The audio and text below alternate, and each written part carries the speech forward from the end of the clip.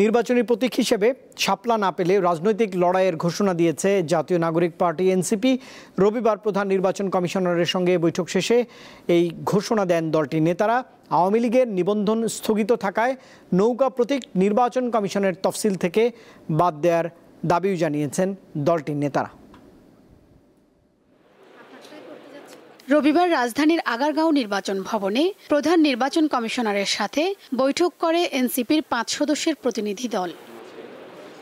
বৈঠক শেষে এনসিপি নেতারা বলেন, আওয়ামী লীগের নিবন্ধন স্থগিত থাকলেও নৌকা প্রতীক এখনও ইসির তালিকায় বহাল আছে। নৌকা প্রতীক তালিকা থেকে বাদ দেওয়ার দাবি জানান তারা। যেহেতু আওয়ামী লীগের নির্বাচনী তাদের যে নিবন্ধন সেটি স্থগিত আছে, অতএব তাদের প্রতীকটিও স্থগিত থাকতে হবে। প্রতীকটি এই তফসিলে অন্তর্ভুক্ত রাখার কোনো সুযোগ নেই। শাপলাকে তফসিলে অন্তর্ভুক্ত করার আবেদন জানিয়ে নতুন করে ইসিকে চিঠি দেওয়া হয়েছে উল্লেখ করে এনসিপি নেতারা বলেন, শাপলা প্রতীক না পেলে রাজনৈতিকভাবে লড়াই করবে এনসিপি।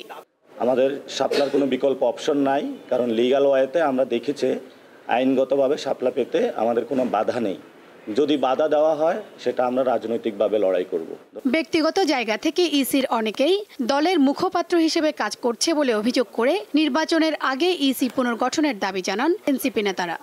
স্ট্রেইট ফরওয়ার্ড এবং ইসি যেভাবে পুনর্গঠিত হয়েছিল সে আইনটারও পরিবর্তন করতে হবে এবং ঐক্যমত কমিশনের যে নতুন যে সিস্টেমগুলো আছে সেটা অনুযায়ী এই ইসিতে যারা সাংবিধানিক প্রতিষ্ঠান অনুযায়ী নিজের ভালো কাজের পরিচয় দিয়েছেন তাদেরকে রাখা যেতে পারে। তিনি জানান, 2 ঘন্টার বেশি সময় ধরে চলা বৈঠকে দলের নিবন্ধন, প্রবাসীদের ভোট দেওয়ার পদ্ধতি সহ বিভিন্ন বিষয় নিয়ে আলোচনা হয়েছে।